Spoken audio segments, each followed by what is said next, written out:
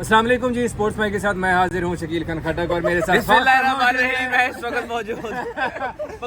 मेरे साथ मौजूद हैं तहलका स्पोर्ट्स के बानी फाख्ता अब्दुल कादिर ख्वाजा साहब। रिकॉर्ड जारी है, आपका रिकॉर्ड हो रहा है साथ साथ। जी आज हम कुछ एक्सक्लूसिव खबरों के साथ, ये किसी का हेडक्वार्टर आपको पीछे नजर आ रहा है। ज़का अशरफ ने आज कुछ तहलका खेज मीटिंग्स की हैं साबिक क्रिकेटर्स के साथ, जो आपको पहले बता चुके थे कि कुछ मीटिंग्स हैं। उन मीटिंग्स में कौन कौन से खिलाड़ी शरीक थे, कौन कौन से खिलाड़ी शरीक थे उस मीटिंग में, अब्दुल कादिर ख्वाजा साहब से जानते हैं। उनके पास कुछ अंदरूनी कहानी भी है, थोड़ी देर पहले न्यूज़ चैनल्स के ऊपर तो हम देख चुके हैं। मैं भी बोलूंगा जी बताएं जरा कौन कौन से खिलाड़ी। अच्छा जी, आज जो है वो पाकिस्तान क्रिकेट बोर्ड के chairman management committee Zaka Ashraf साहब की मुलाकात हुई है सीनियर क्रिकेटर्स से, जिनमें वहाब रियाज मशीर खेल पंजाब हैं, उसके बाद मोहम्मद हफीज़ हैं, सुहेल तनवीर हैं, मलक सुहेल तनवीर साहब, उनके साथ मुलाकात हुई है पाकिस्तान क्रिकेट बोर्ड के हेडक्वार्टर कज़ाफ़ी स्टेडियम में, जहाँ पे शदाब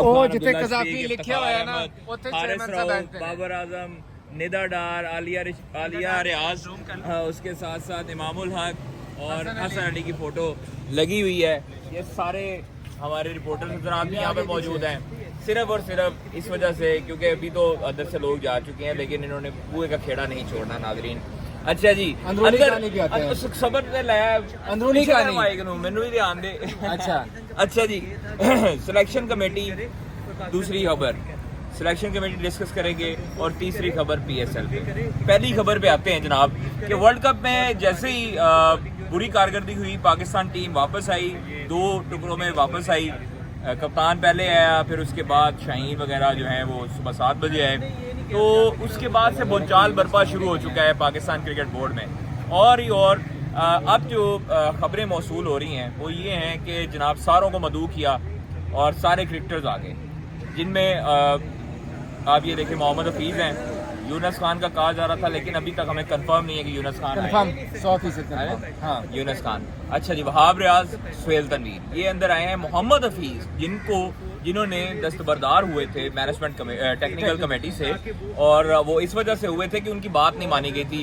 इंजमामुल हक ने उनकी बातें नहीं मानी, बाबर आजम के साथ उनकी हुई, तो वो अब सेटलमेंट हो चुकी है और उन्होंने कहा जी अब इंतजाम तो जा चुके हैं घर, तो हफीज़ साहब आप दोबारा आप हमारे पास आएँ, आप हमारे शुभचिंतक हैं, आप हमें मशवरे देंगे। अभी इनकी मीटिंग हुई है और मीटिंग का इंसाइडर ये है कि जनाब वहाब रियाज और मुतअद्दिद जो क्रिकेटर, जो सीनियर क्रिकेटर्स पर मुश्तमिल कमेटी थी, एक अंदर गई थी मिलने। उन्होंने कहा कि जी पाकिस्तान सुपर लीग जो पीएसएल एक प्लेटफॉर्म है, वो T20 का प्लेटफॉर्म तो है, लेकिन कुछ क्रिकेटर्स के लिए ये सोने की मुर्गी नहीं होती, कुकड़ी कहते हैं, सोने की मुर्गी है जो सोने के अंडे देती है, और एक मैच पीएसएल का अच्छा खेलो तो आप कौमी टीम में आ जाते हो। ये वाला म्यार ख़त्म होना चाहिए, और पाकिस्तान सुपर लीग में से जो आए वो डोमेस्टिक भी भरपूर तरीके से परफॉर्मेंस दे के आए। फिर डोमेस्टिक की परफॉर्मेंस देखो, डोमेस्टिक के परफॉर्मर्स जो मैं कहता रहा हूँ शुरू से, वो आज सीनियर क्रिकेटर्स ने अंदर यही बात की है और उनको कहा है कि डोमेस्टिक में जो बेचारे परफॉर्म कर रहे हैं, जो 900 रन कर रहे हैं, जो विकेटें ले रहे हैं, उनके साथ नाइंसाफी है, और उनको जो है वो आप लोग खुडे लाइन लगा देते हो। जो डोमेस्टिक खेला भी नहीं होता, जो बाहर की लीग खेल के आता है, जो पीएसएल खेलता है, वो सीधा टीम में आ जाता है। तो ये वाला म्यार खत्म होगा तो टीम आपकी परफॉर्मेंस अच्छी करनी शुरू करेगी आगे। हाँ, दूसरी अहम इंपॉर्टेंट बात ये की उन्होंने कि बाबर आजम की कप्तानी के हवाले से, बाबर आजम की कप्तानी के हवाले से सीनियर क्रिकेटर्स ने कहा कि बाबर आजम की कप्तानी पर काफ़ी तनकीद हो रही है। ये ज़का अशरफ ने उनसे पूछा कि बाबर की कप्तानी पर काफ़ी तनकीद हो रही, क्या करना चाहिए? उन्होंने कहा जी बाबर को भी ना छेड़ें, बाबर की कप्तानी को भी ना छेड़ें, वनडे है अगले साल नवंबर में, तो इसलिए आपको चाहिए कि अभी जो है वो टेस्ट, और अभी टेस्ट सीरीज आ रही जो ऑस्ट्रेलिया में। जो बात की, जो ज़का अशरफ ने उनसे पूछा कि बाबर आजम के ऊपर काफ़ी तनकीद हो रही है, तो ज़का क्या जानते हैं कि मेरे पास अब इसका कोई इलाज नहीं है, अब सीनियर क्रिकेटर्स का वो साइड है। एक चीज़ मैं आपको एक बात बताऊं, ज़का अशरफ साहब पे पहले ही बड़ी तनकीद हो चुकी है मुख्तलिफ कामों पर। ज़का अशरफ के बारे में जो बाहर मार्केट में राय होती है ना, वो ये है कि देखें चौधरी ज़का अशरफ जो हैं वो पाकिस्तान क्रिकेट बोर्ड के पहले भी सरबराह रह चुके हैं। हम उनको गलत नहीं कहते, हम सिर्फ ये कहते हैं कि आप किसी के प्रेशर दबाव में आकर अपने फैसलों को तब्दील करके नए फैसले ना करें।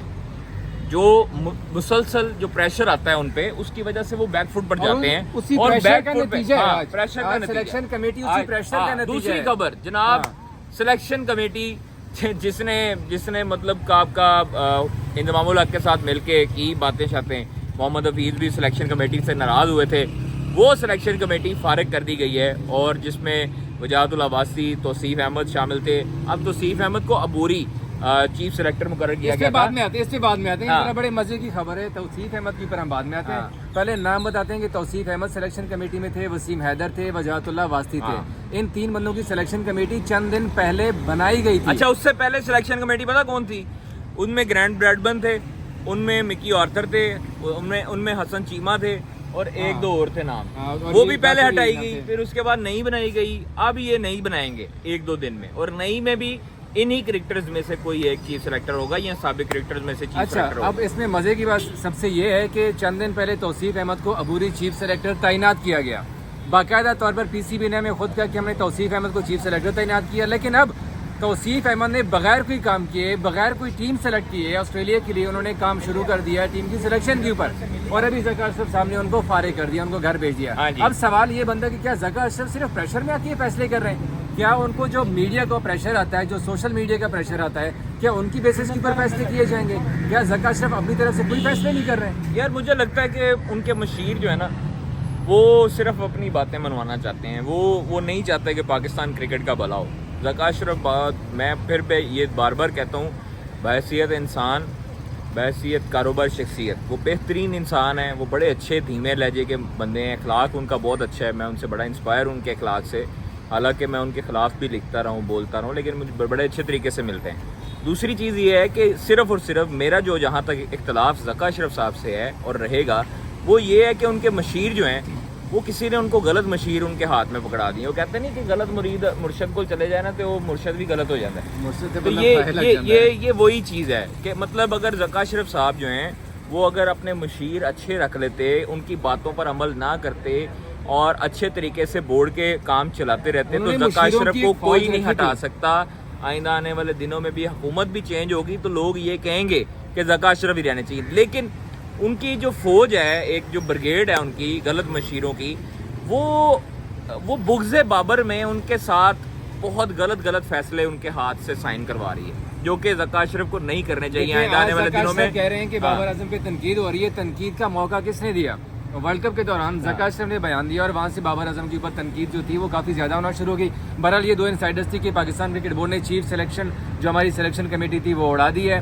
سینئر کرکٹر سے میٹنگ کی ہے, اس میٹنگ میں یہی فیصلہ ہوا کہ جو ڈومیسٹک کے پرفارمرز ہیں ان کو موقع دیا جائے گا. اب نئی سلیکشن کمیٹی میں کون کون شامل ہوگا وہ آئندہ 1 سے 2 روز کے اندر فیصلہ کیا جائے گا, کیونکہ ذکا اشرف نے 17 نومبر کو بھارت جانا ہے. وہاں پر ICC کی میٹنگ شیڈول ہے, ان کے ساتھ سلمان بھی جائیں گے. 18 کو ہے میٹنگ, 18 کو میٹنگ ہے, 19 تاریخ کو 18 نومبر کو میٹنگ ہے جی. ورلڈ کپ کا فائنل 19 کو ہے, وہ ورلڈ کپ کا فائنل بھی پھر پاکستان واپس آئیں گے. پھر پاکستان کا جناب گاندھی سیریز کے حوالے سے بھی بات کریں گے. پھر جو آسٹریلیا کا دورہ ہونا ہے اس کے لیے پھر ٹیم کی سلیکشن کا اعلان کیا جائے گا. یہ آج کی اپڈیٹس تھی. اس کے علاوہ PSL کی بھی اپڈیٹس آنے والی ہے, وہ ہم ایک اگلے ویلاگ میں آپ کو بتانے والے ہیں, کیونکہ ایک امپورٹنٹ میٹنگ چل رہی ہے اس وقت نیشنل کرکٹ اکیڈمی جو کہ قذافی اسٹیڈیم سے متصل ہے.